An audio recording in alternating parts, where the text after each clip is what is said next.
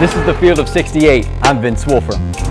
I'm Jojo Cavanagh in Auburn, Alabama. And this is Straight Out the Jungle.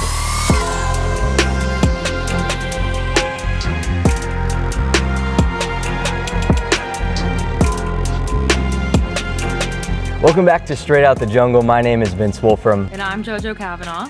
On Coach K Court in Durham, North Carolina, big game. How today. Cool is this? This is the coolest. This is cool for me doing this with you guys. I mean that. We're so blessed to have you on here. This is awesome. The only thing I wish JoJo was here with us. Yeah, me too. Yeah. Me too. She's here. She's here anyway. I am so jealous. I'm stuck in Auburn, but she made it happen pulling up on Zoom. But we had a great game in this arena today. Number 9 Duke, number 2 Auburn. It went down to the wire.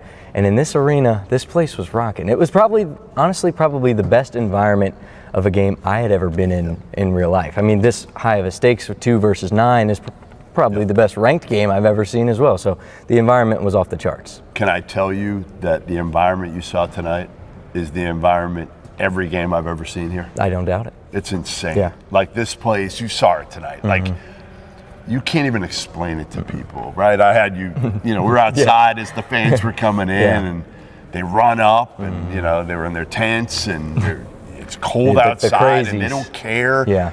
I mean, it's really, it's the type of thing that, again, it never gets old. Yeah. It never gets old, and I thought Auburn showed itself well.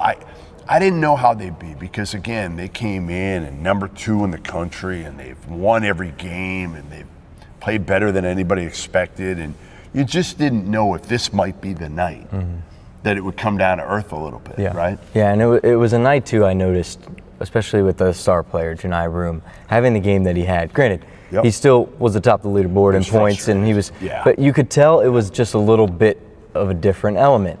Duke defense did their job. They were very stingy, active hands, poking at the ball, and it got to him. Yeah, like he missed a lot of shots he normally makes, and I give him credit, he wasn't visibly too frustrated. It didn't really affect him, but it did affect him in terms of just missing some shots that he normally makes. Yeah, mentally that's just a different game, and this arena, you could tell it was paying off. The amount of conversations between he and the ref, I think, was telling too, because he was trying to reach, but in the right way. Yeah, like he wasn't bitching and moaning and yelling. Like he did it the right way. He just wanted to kind of plead his case. He just wanted to tell his piece. But a positive for Auburn, the play of Tahad Pettiford jumped off the page. That guy is a pro, and he's just fearless, isn't he? Fearless. Like he doesn't care. And it was the one question I asked Bruce at the end of when he came over and we talked to him after the game. I'm like, why do you have Pettiford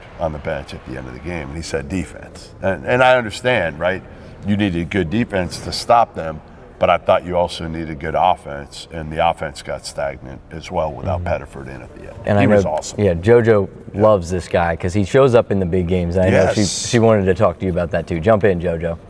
yeah, I wanted to ask you. So this is something we've talked about each week with Tahad Pettiford plays against ranked opponents. We saw it against Houston. We saw it a little bit against North Carolina. We saw it tonight against Duke. So do you agree Tahad Pettiford plays better when the lights are brighter? Oh, no question. I mean, look at tonight, right? Look at tonight. The 2 players who I thought wanted it tonight were Chad Baker-Mazara, which you weren't surprised. I think I tweeted out, like, he was like born to play a Cameron.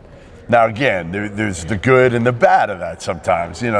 Like he could have picked up maybe a technical. He was close at one point. But those 2 guys you kind of knew would show up. And Pettiford is just the ideal Bruce Pearl guard, JoJo. Like small, tough, fearless, can go make a play. I think he changes Auburn. I think he's something they haven't had in years, which is, again, a point guard that can go get one, that can score, that get to the line, that can create.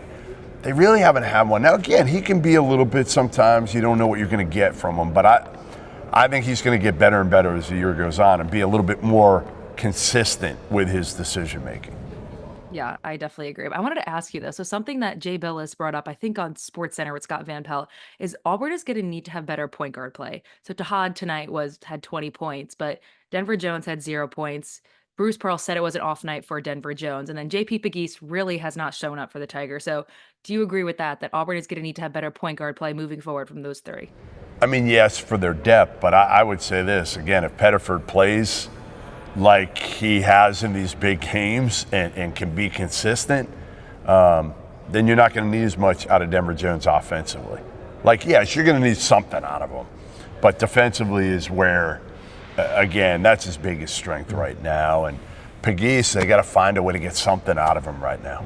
Because right now you could tell his confidence, he's struggling. You know, he had a floater tonight that I thought at the end of shot clock that if he had made that shot, he might have felt a little better about himself. But that's one I'm surprised about. I thought he'd be much better. Yeah, I think there was a lot of players tonight that we've seen in the previous games step up. Look at a guy, Dylan Cardwell, a guy that people have been saying is one of the best defenders in the entire country, can guard a guard from half court to the basket. He didn't play very much tonight, didn't make as much of an impact as he has, and I think that was a big piece too, especially in that big man spot where Janai wasn't having his best of days all around. Yeah, I mean, to me, I think Chad's got to play 30-plus minutes. I think Pettiford, I'd play him 30-plus minutes, and Broom 30-plus minutes. Like, those are the three guys to me that I think have to be on the court. If they're not in foul trouble, they got to be on the court all the time. Where do you think Miles Kelly finds his and Miles piece? Kelly was awesome. Yeah, we haven't even talked about him. He was great, especially early. Then he kind of, I thought he disappeared for a little bit in the second. Yeah, and then he made that 1-3 to. One play that it was at the end of the first half. There was a play where Chad got the ball, and then he went down the right wing. They were down, I believe, maybe a point or two. He goes down the right wing maybe a minute before the first half is over, and instead of shooting it and maybe hitting a three and they go up two, he passes it. It's a turnover. Duke comes back down the other end, and I think it was Caleb Foster hits a long three. And instead of maybe going into halftime up a possession, you're then, what were they down at half? 5, 7, something like that? What were they down at half? 7. 7, right. Big difference. Big difference. Yeah. And they never took the lead again. Yeah. So there were a couple plays there that I thought, there was a little bit of immaturity maybe in terms of how you're playing. But I thought they handled themselves, again, pretty darn well coming into this building. Yeah, and something I noted before the game was that starting the second half would be the biggest key, because we've seen Bruce's teams in the past. Teams can get blown out here in the second half. Like absolutely blown out. And Duke's been so solid in the second half. Yep. And I think the run that Duke had that really killed Auburn was that run that made it 73-68 when Proctor hit the shot into the shot clock from it's a prayer. The ball just kind of Chapel Hill. It was like a loose ball, scrum. It ends up going after a back to great Proctor. defensive play for Auburn. It was like they had been stout. They had gotten their stop. Not so much. And then they went down, shot a silly shot, came back, Duke short again. And that I think it was a tie or a 1-point game is 5 like that. I'll say and this. the Auburn's energy was out of the window from that. Duke, and Bruce said this on our show. He said, I think this could be the best team in the country.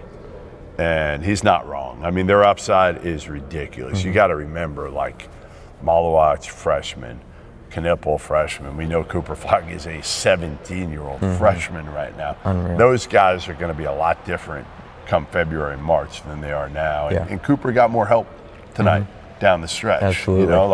It didn't feel like it was all on him making plays at the end of the game. Yeah, because there happened to be one guy named Isaiah Evans. Yeah. You think he helped? Yeah. He wasn't really on the scouting report. Not a whole lot. Not a whole lot. I didn't hear his name. I was with them today, most of the day. I don't think I heard his name once. No.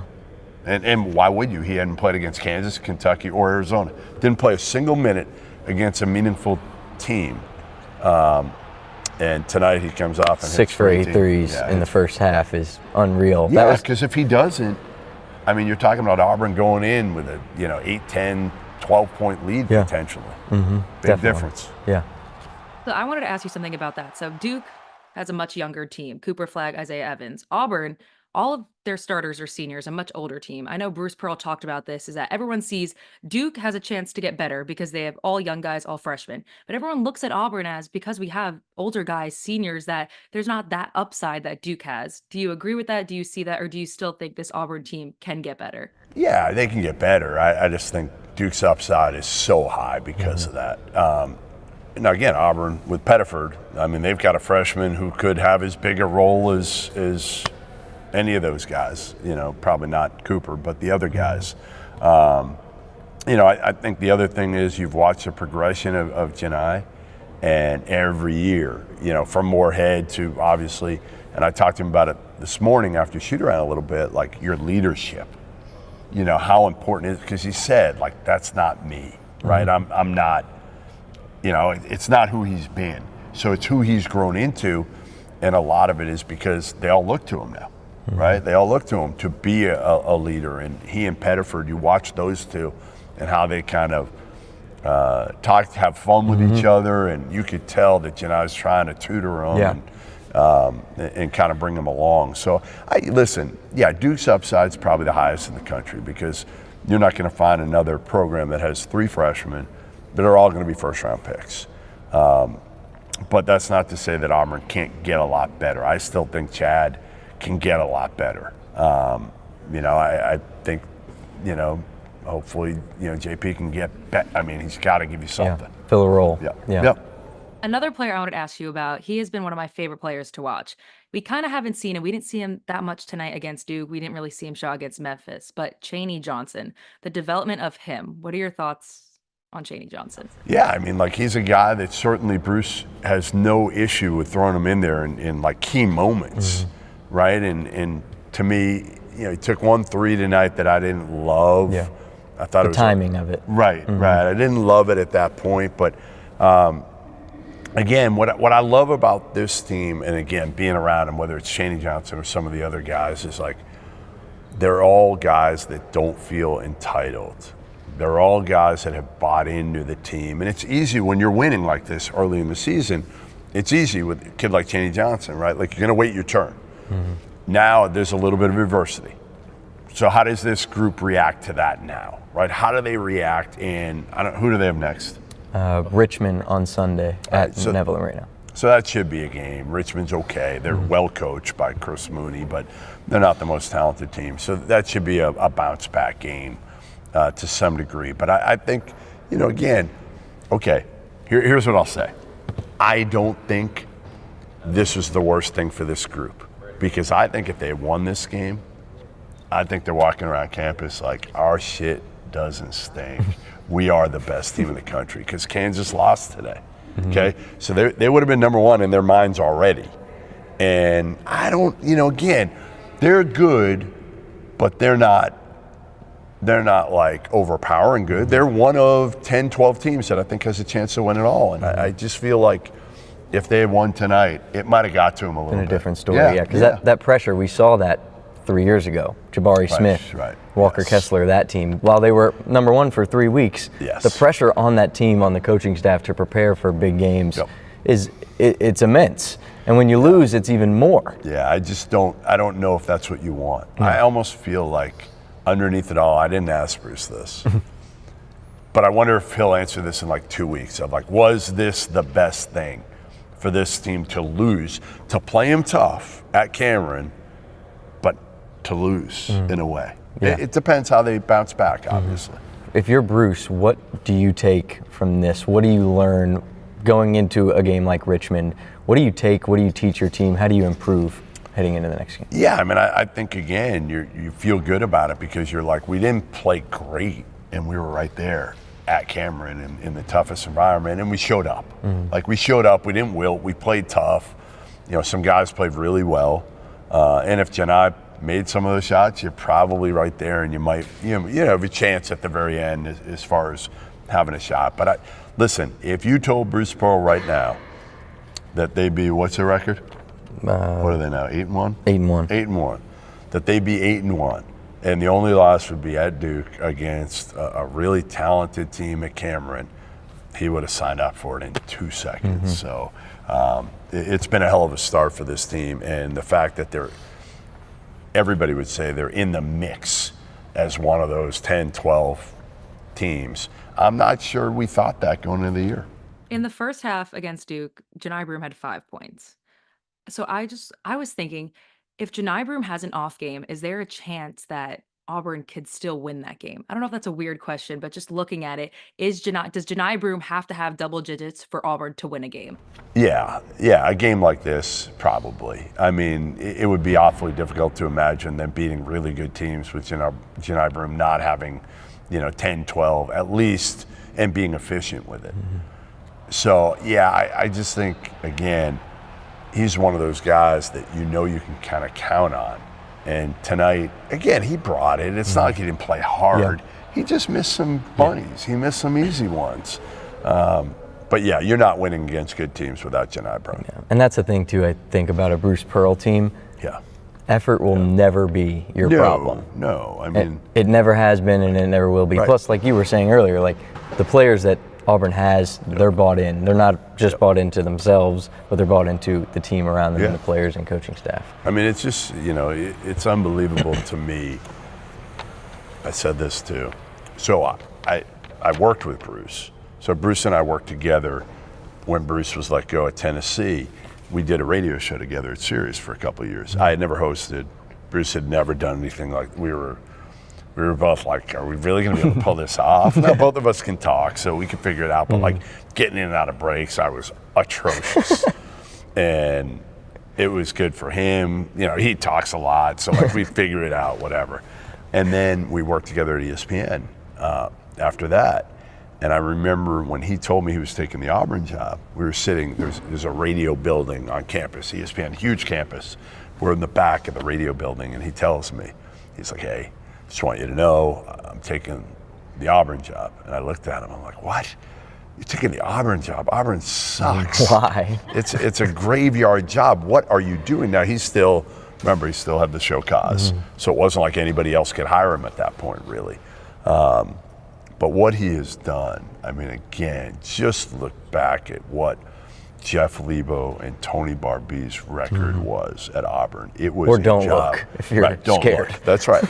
But like what this guy has done, and even to come in to Duke and play Duke tough with a bunch of gritty, under-recruited, a lot of mid-major transfers is absolutely ridiculous. And I think he also appreciated this a little bit, getting a chance to coach at Duke. I mean, he's been doing this for 35 years? First time playing at Cameron Indoor? Right. So like, I think almost like in a way, it was like not a pinch me, but like almost like before I retire. Yeah, before I retire, which my guess is he goes, just a guess, he's like 65 now.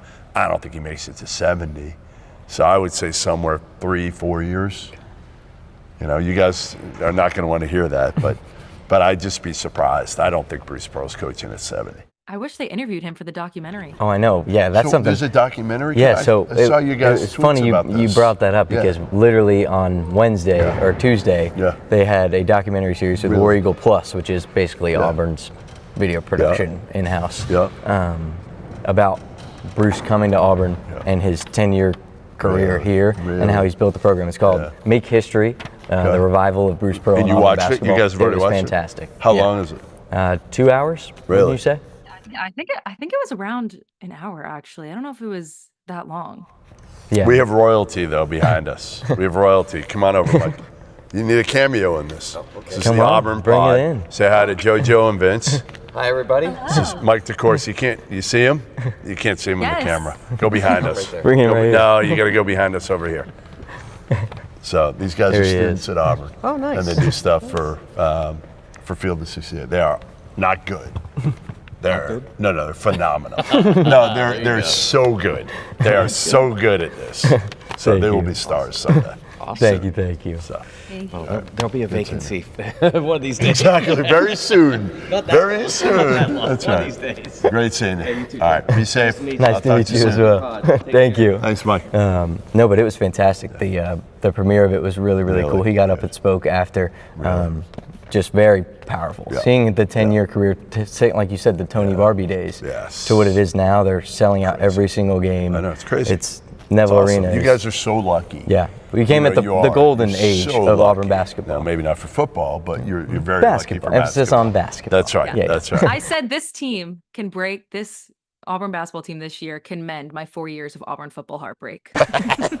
Did you ever think, you were going to go to Auburn, and I mean maybe you did because Auburn they were good at basketball by the time you guys decided you were going there, but I mean again it's been really good. Yeah, really they good. queued it up pretty nice when we got there because the year before was Final Four. Right, First right, Final Four in exactly. program history. They're like, here you go. We're going to oop it, and we just need to dunk it. So hopefully this is the year of the dunk. There you go. It might happen. Listen, it wouldn't shock me. Again, it wouldn't shock me watching this team if they make the Final Four again. Yeah, we agree. We're with it. We love the energy. We love the vibes. Tough one here in Cameron Indoor for Auburn. A loss to number 9 Duke, but number 2 Auburn, they come back on Sunday early. I think it's an 11 a.m. game against. Gonna be there? Against Richmond. You know it. All right, good. You know, I got to get down to Auburn, by the way. There's a good chance we're going to try to get Rob Doster down there too. There we go. And a little Auburn, Alabama action this year. There you I'd go. like to do it. So Last we'll game see what we before can do. SEC tournament too. We'll see if we can do it. We might have to do the Alabama game at Alabama just because. We'd be there too. Right. We'll make figure the out- drive. Yeah. Well, it's hard because the travel, if I do the last game before SEC tournament, then I'm going to the SEC tournament, then the NCAA tournament. Yeah. Sometimes you got to Non-stop plan. action. You got to plan accordingly. I'm not young like you guys.